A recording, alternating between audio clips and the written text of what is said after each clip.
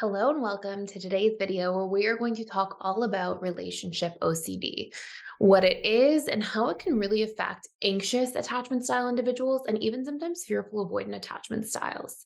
So before we cover that, I do just want to say a quick shout out to Happy Pride Month, and actually in honor of Pride Month today, we are going to be donating proceeds from today's video to a place called the Trevor Project. Now, I have heard really great things about the Trevor Project, and while this is not any kind of like sponsored affiliation or partnership or anything like that with them, we were just looking for a cool charity to donate to in honor of this month.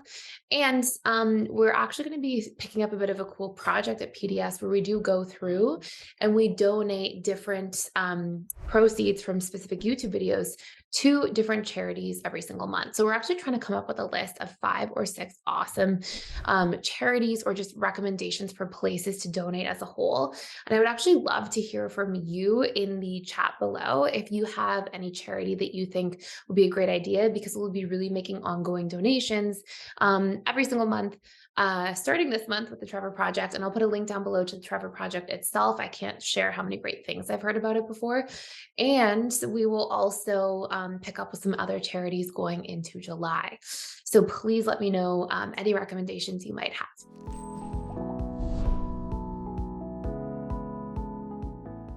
Now, as we dive into the actual video here, we are going to talk all about relationship OCD. What is it? How this works? And if you haven't heard of this before, it's essentially an expression of obsessive compulsive disorder.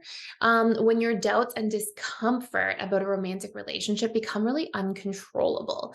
And a lot of people, according to WebMD, who have relationship OCD will experience a lot of intrusive thoughts, fears, and anxiety in regards to whether or not the partner that they're with or somebody that they're dating is interested in them, attracted to them, right for them. And they can really go into a lot of rumination that can be pretty excessive at times.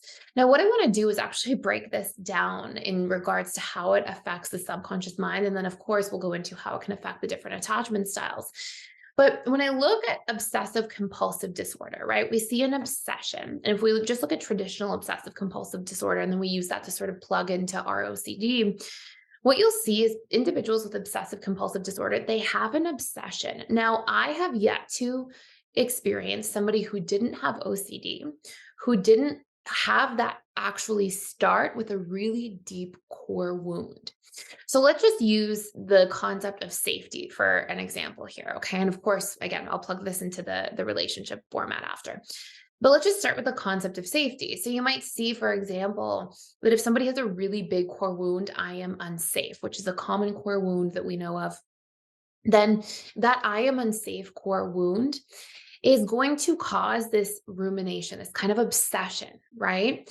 And somebody may obsess over this core wound with the intention of trying to solve for it, essentially. Whenever we ruminate, it's essentially trying to direct our attention towards something to solve for it. But if we are in a sense of learned helplessness in regards to how to actually solve the problem, we tend to just experience a lot of rumination instead. So you may see somebody with traditional obsessive compulsive disorder ruminating about all the things that could go wrong, all the ways that they could become unsafe, all the things where their family, their loved ones could become unsafe.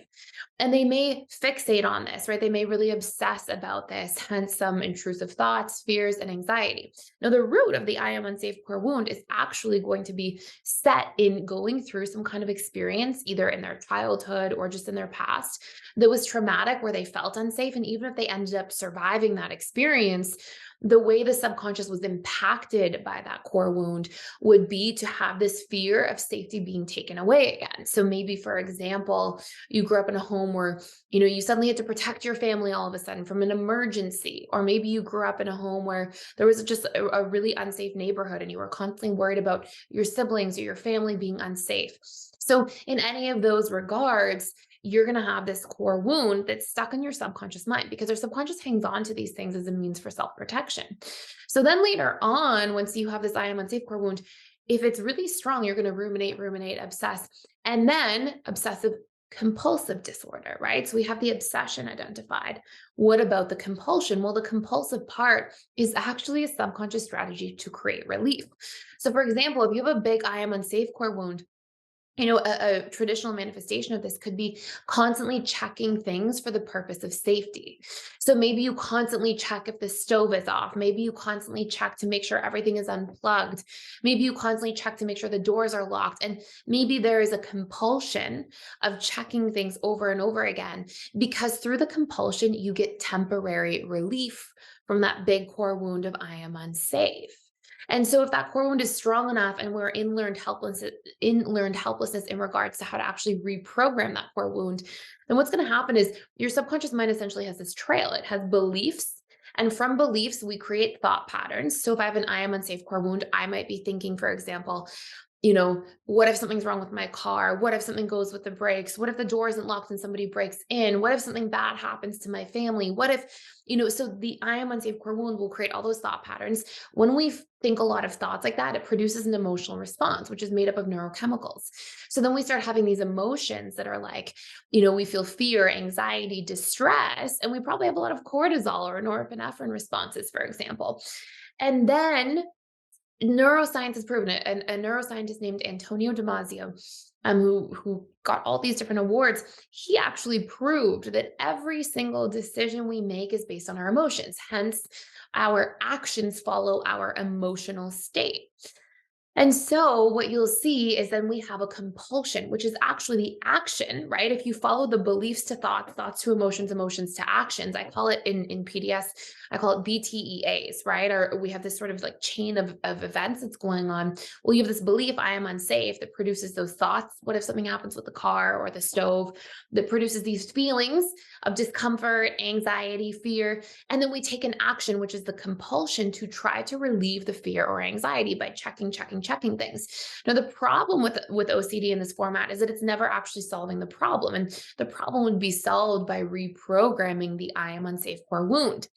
So when we can't do that, right, and we're going to plug this into relationships in a moment, when we don't know that we can do that, or we don't have the tools or the awareness to do that because nobody's ever taught us, for example, then we continue down this kind of vicious cycle of trying to solve for the feelings of unsafety by doing all these things like checking things so often that eventually can really wear us out, right? Can take a lot of time or energy, and at times as well can be, I've seen this with a lot of clients over the years, is that it may be like you check the stove, but then you check up 4 or 5 more times before you leave the house. But like you knew it was okay the first time and you checked 5 more times. And there's a difference between being cautious and being aware versus having this kind of drain that's taking place because of this subconscious loop of events.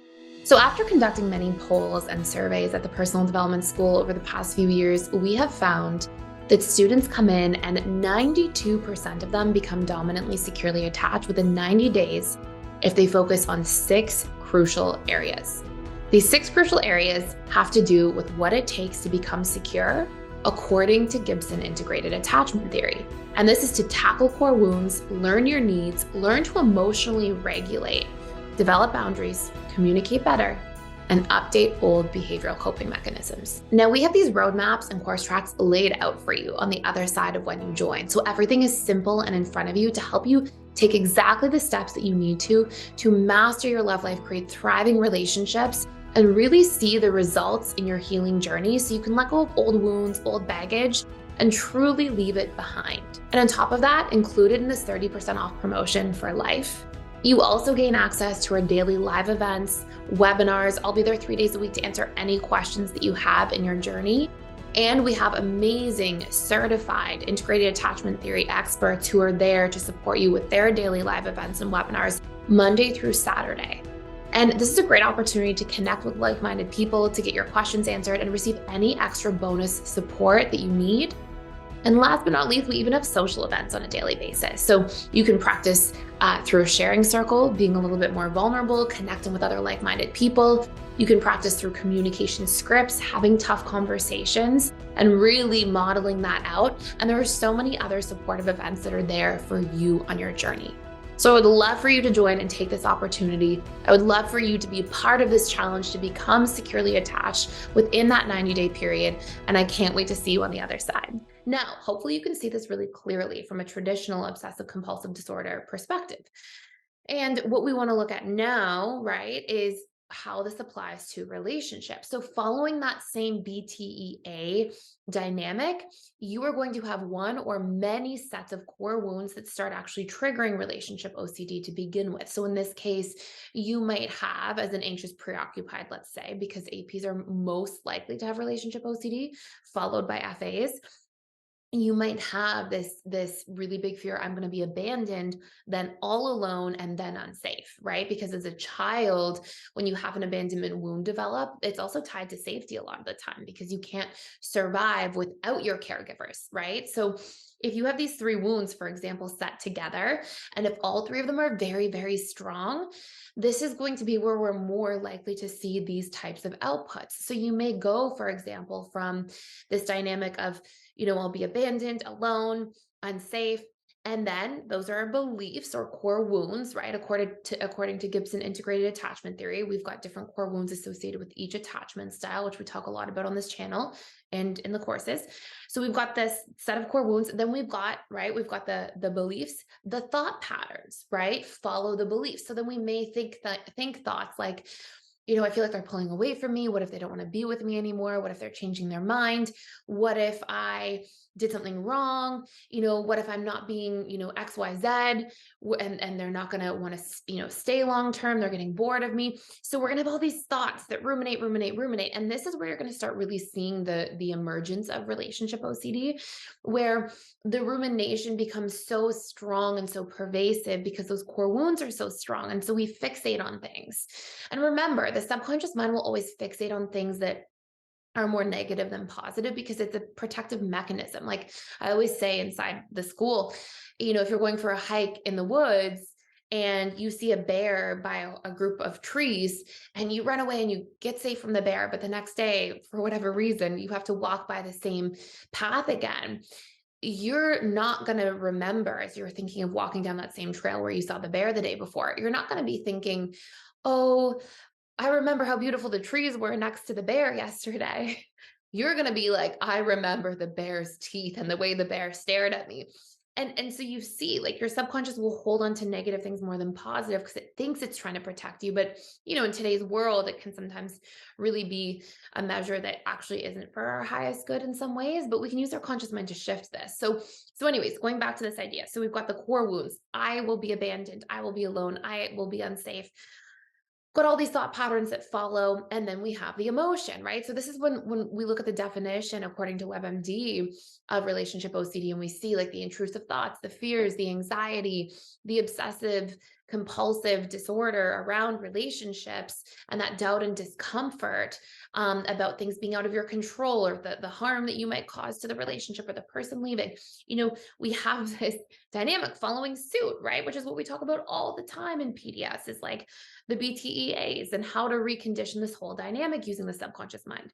So beliefs, thoughts, emotions, you feel all of that fear when we start thinking these thoughts. If you're constantly ruminating and thinking about all the bad things that could happen, all the things that could go wrong, all the things that you might do wrong, and you're scared you'll do something, embarrassing or push someone away by accident, all of this rumination will be so extreme, and it actually will affect your neurochemistry. Because remember, emotions that are the reaction of these prior things, they are made up of neurochemicals, right? And just to be clear, we can also have beliefs go directly to trigger emotions. We can also have unmet needs trigger emotional output. But for the sake of this video, we're just following our BTEAs, okay? We're just following our beliefs to thoughts, our thoughts to emotions. Emotions have the neurochemical reaction that kind of go hand in hand. And then what do we have after? We have our actions, right? We've got the neuroscientist, Antonio Damasio. He proved that all decisions are made from our emotional state. So then it drives our actions. And this is where we are going to see and experience in people with relationship OCD have actions that may at times seem irrational, because just like somebody who has a safety wound and may check the stove over and over again, and it's like, hey, if you checked it once, maybe you're just sort of playing it extra safe and being really cautious. But then if you check, it can be a little bit irrational at times. And it's because of trauma, right? It's not to call the person doing that irrational. It's to recognize that there's a loop happening causing a form of irrational behavior because of this wound. And so in the same case, you may see slightly irrational behavior take place for the person with relationship OCD that may go through excessive testing with somebody, or, may constantly like really cling for support or validation or reassurance in more extreme ways. And again, it's because if they've linked all these deep core wounds to, being solved for by having somebody in their life, then they can really, really fixate this way. So that's often the anxious preoccupied version. And there's also a fearful avoidant version of this. And this can be for the fearful avoidant, not just questioning, if they're going to be abandoned or alone or unsafe, but also sometimes we'll see the variation of it based on the fearful avoidance core wounds. By the way, if you ever want to go into just reprogramming your core wounds, research shows it takes 21 days to reprogram core wounds. And so it's not all of them at the same time, but you can usually plug 2 or 3 in at once. And it's based on the same science and research of how it takes 21 days to create a new habit, essentially to fire and wire these patterns, right? And this is also, going hand in hand with a lot of the work from cognitive neuroscientist Antonio Damasio. So you have this whole dynamic at play.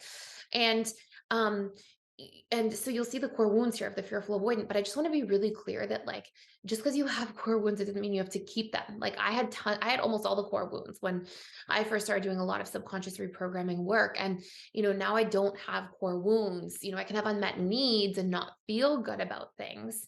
But core wounds are not this huge, huge thing. And so, anyways, so you can really recondition these things. And we've seen a tremendous amount of people in PDS recondition them and talk about this very much inside the platform and the webinars. So anyways, with that being said, when you look at this dynamic, right? So you look at the actual shift, the BTEA version for fearful avoidance, the beliefs are often, I will be unsafe in a relationship. I will be betrayed. Hence a lot of like suspicious rumination, rumination about how the person could cheat or they might be lying, or, these sorts of dynamics. And again, this is based on betrayal wounds in the past. And then there can also be core wounds that cause somebody to feel like, especially because of the anxious and avoidant side of fearful avoidance, they might think I will be abandoned. What if I am abandoned? What if they get bored of me? Like a lot of that abandonment core wound. So it can be abandoned, betrayed, unsafe is often the core wound grouping that I will see the most strongly for ROCD in fearful avoidance. But also there can be a fear of being trapped or stuck with the wrong person. So that's sort of like the honorable mention number 4. And this may cause thought pattern output of like flip-flopping all the time in relationships, right? And if you flip-flop as a fearful avoidant, that's also fearful avoidance. But if you're seeing an excessive rumination about this just 24/7 all the time, this might be more related to ROCD. And then when you have, those emotions of fear, concern, suspicion, distrust, and then the actions that may take place could be things like testing, sometimes accusing somebody of something that they may or may not have done, really just fixating on like all the things that could go wrong, seeing if the person is going to stay, maybe even pushing somebody away to see if they're going to try to reel you back in.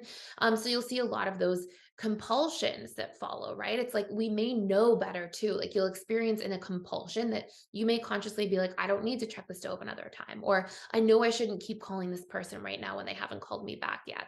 Or in the case of fearful avoidance, you might see them go, I know that the person probably didn't do anything wrong. But the compulsion is that you almost can't help but make the accusation, but call many, many times, but check the stove yet again, because it is this subconscious coping mechanism that is trying to equilibrate your emotional state. It's trying to bring you relief. But then we're always going to get the short-term gratification of doing that with a long-term detriment until we just go in and reprogram the core wounds themselves. So I hope this makes a lot of sense in terms of the topic. I find it to be a really interesting topic.